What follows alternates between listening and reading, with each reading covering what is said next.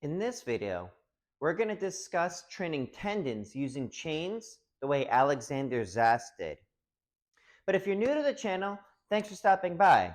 My name is Eric Moss. I'm a personal trainer, motivational speaker, and a modern-day performing strongman. If you're unfamiliar with what a modern-day performing strongman is, picture the strongmen of old, legends of the past like the mighty Adam and Alexander Zass.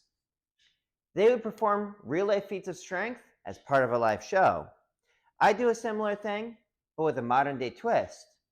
Some of the feats of strength I've performed in front of a live audience include things like bending steel bars, breaking chains, twisting horseshoes, rolling up frying pans, driving nails through wooden boards by hand, and even holding back a high-performance motorcycle while taking off at full throttle. Now, being a modern-day performing strongman and the fact that there's not a whole lot of us around these days to share our knowledge and spread the gospel on strength, I started a YouTube series called Ask Eric Moss, where I'd invite you to ask me a question by dropping it in the comments below. And when you do that, I try to get back to you with your very own custom video answering your question. Pretty neat, right? So this question comes from @German6825. And admittedly, this question might be a bit different because it was translated from Google because they asked it in a different language. But the Google translation says, "Hello, Eric. I train with weights and then I do 8 exercises with Alexander Zass chains to train tendons 4 times a week. Is 4 times okay? Thank you for asking that." Now, to answer your question, this is kind of a loaded one. There's not really a lot of enough information for me to speculate. So I don't really know the goal, I guess, is training tendons, but technically anything you do is going to train tendons. And, but I'm going to just kind of speculate and say probably strength is your goal. So you had mentioned that you are doing weights and doing isometrics with chains. What are the exercises you're doing with the weights? What are the loads in proximity to your current maxes? What are the sets and reps and density and all that stuff? Each one of these paints a different picture. And is also like, where are you in your training journey leading up to it? Now, as for the Alexander Zass exercises with the chains, there's a number of exercises, and you had mentioned doing 8 of them. I'm going to guess that a lot of them are the ones that are seen in the pictures of Alexander Zass, which I'm going to try to put here in the post edit. Also, when you are doing the isometrics, how many seconds are you doing? At what intensity?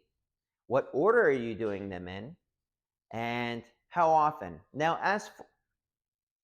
so that wouldn't really be like overdoing it with the tendons. That might be kind of fatiguing the central nervous system. But in terms of training tendons, yeah, it's probably okay. When it comes to isometric exercises, they tend to be very tendon friendly because since there is no movement occurring, there's not actually any abrasion happening within the joint, which is one of the reasons I would prescribe them to my personal training clients. So just to put things into context, sometimes when people are doing a lot of chin-ups or a lot of curls or something like that, their elbows start to complain. And when that happens, when their elbows start to complain, that's when I would normally switch them to an isometric routine. So like I have a client and he's pretty damn strong, but for when we hit the kind of volume that I would want to hit for chin-ups, his elbows start barking at him. So what I did instead is instead of having him do chin-ups, I would have him do rows using the iso chain. And when we started doing that, he's still able to continue to get stronger, but without his elbows complaining, which is kind of the goal, is get stronger without pain, right? Another one of my clients, she in her 60s got her very first chin-up, and she's doing great on chin-ups, but doing curls and triceps work was making her elbows complain. So I switched her to a mixture of skull crushers done with the iso chain and also curls done with the iso chain. Kind of doing like a, well, it wasn't really a superset because it's kind of a pain in the butt to set up. But when I switched her to that, her elbows stopped complaining. So it's not really, it's a way of strengthening your muscles, strengthening your tendons, and even strengthening all of the stuff involved with the central nervous system without pissing off the tendons. That's actually one of the most valuable things about isometrics, in my opinion, is the fact that people with achy joints and stuff like that can still get a very effective training session in if you dose it correctly. Dosing it correctly is going to be dependent on how much force you're giving out at a given moment. It's going to depend on your tolerance to isometrics. And one of the things with isometrics is it doesn't tend to feel like you're training that difficult. Like you're normally not breaking a huge sweat as you're doing it, not like you would if you were putting in the same kind of workload with weights. But in doing so, it can actually trick you into overdoing it, because if you are pushing with like 100% intensity, that would be like maxing out on singles every time you train, which would beat you up eventually. But with isometrics, I find that less is actually kind of more.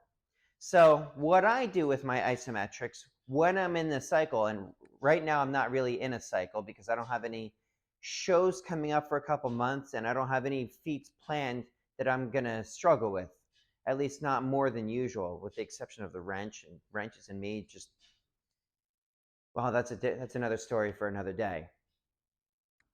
But what I'll do for training isometrics is I'll take a pair of dice and I'll roll it, and however many dots are up is going to be how many seconds I hold the contraction for.